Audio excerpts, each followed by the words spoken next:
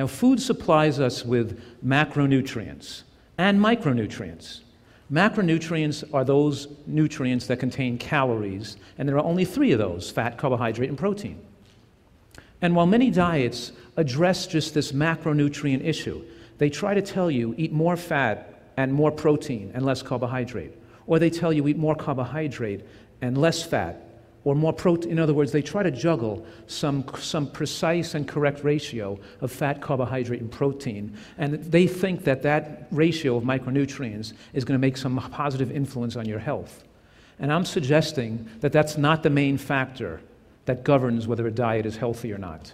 We already know that macronutrient excess is a major factor creating disease, and that almost all Americans get too much fat, get too much carbohydrate, and get too much protein. We'd all do better with less fat, less carbohydrate, and less protein.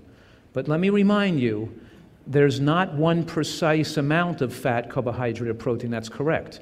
There could be many different ratios of fat, carbohydrate, and protein that could be excellent and that could be appropriate for a particular person or appropriate for the mass, for most people. And I'm suggesting, as the result of this talk and what you're going to hear today, that appropriate ratio of fat, carbohydrate, and protein so a diet might be 15 or 20% of calories from fat, and that might be a good diet.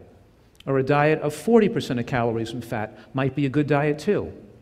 But one thing I am making clear to say today, and that is that a diet of 10% of calories from fat is not a healthy diet, and may in fact be too low and create medical problems and disease in a large segment of the population. And that's what we're going to talk about, that we do need some fat in our diet. So one of the critical messages I teach is that food is not just a source of macronutrients. Micronutrients are critically important. About 80 years ago, scientists discovered vitamins and minerals. They revealed 14 vitamins and 25 minerals that were essential for normal human cell function. And they said, wow, and people said, this is terrific, this is fantastic. We can stop being so sick. We can add vitamin pills. We could sprinkle them on our food. We can add B1 and B6 to Kool-Aid. We could put thiamine and riboflavin and niacin into Cocoa Puffs. Our problems are solved. And lo and behold, that sparked a cancer epidemic never seen before in human history. And we saw cancer rates increase every year for 75 years in a row. It wasn't until 2 years ago that cancer rates went down. And we know because women are smoking less cigarettes and doctors stopped prescribing so much estrogen, actually had its effect to let it go the other way. But can you imagine 75 years in a row cancer rates increasing? And most of you know in the year 1900, only 2% of the population had heart attacks and strokes in America. And today it's 40% heart attacks, 11% strokes, 51% die of heart attacks and strokes.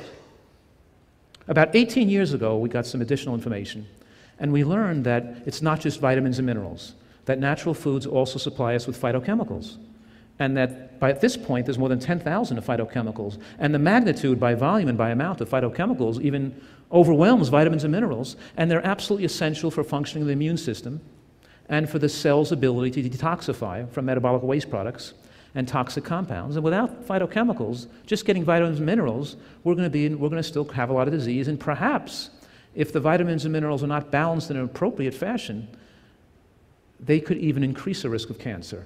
Like, for example, people taking vitamin A and beta-carotene and these vitamin E and individual nutritional supplements that have been shown to increase cancer risk rather than decrease it. So we've learned a lot in recent years. So micronutrients are those substances that don't contain calories. And I've suggested that a simple way to remember how to frame the concept of an ideal diet is that we're looking to eat a diet that's higher in micronutrients, that's higher in nutrients and lower in calories. We have to eat less fat, but the fat we eat has to be high nutrient fat. We have to eat less carbohydrate, but the carbohydrate we eat has to be high nutrient carbohydrate. And we have to eat less protein, but the protein we eat has to be high nutrient protein. Got that?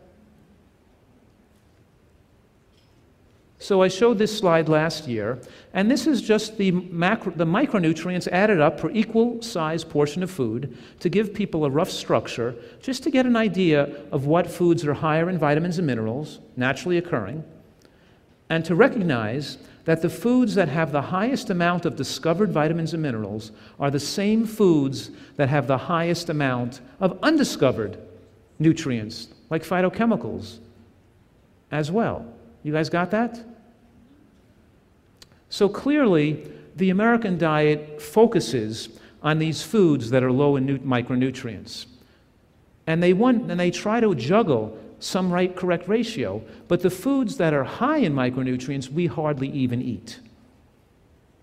And the foods highest in micronutrients, right? And in each category, the vegetables that are highest in micronutrients are green vegetables and colorful vegetables, like carrots and red peppers.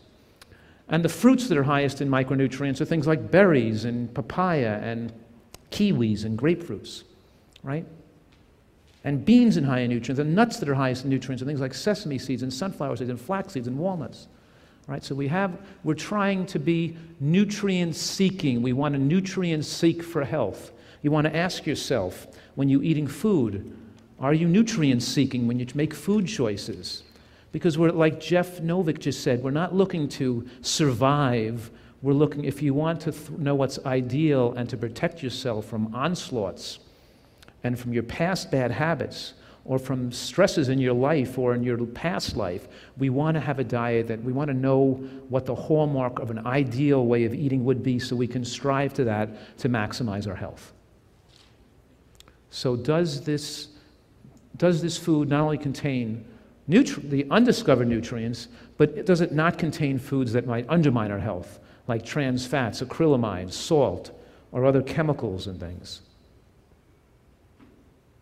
But we have to recognize that the American diet is very, very high in fat, and obviously eating excess calories of any type, especially excess fat, causes us to gain weight, and I call it dietary lipoaugmentation, meaning that we can eat in a way to quickly put fat on our waists, and we can augment ourselves so we can make ourselves look fatter very easily by eating the diet most Americans eat. Almost all the fats in the American diet come from animal fats, trans fats, and refined oils. So in other words, when I'm saying Americans are eating 40% of calories from fat, we're saying that that 40% is totally made up of animal fats, trans fats, and refined oils.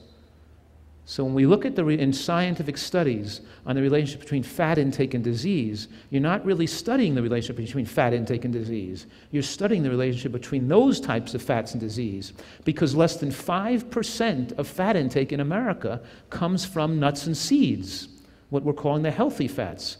Studying the dangers of fats, a fat in a diet in medical studies, doesn't look at nuts and seed consumption. They look at those low nutrient dangerous fats. Did you follow that?